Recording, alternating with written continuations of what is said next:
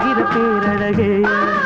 தூவிய பூமலர் மேல் தோள் அணைத்து தூங்கிடும் தேன் துளியே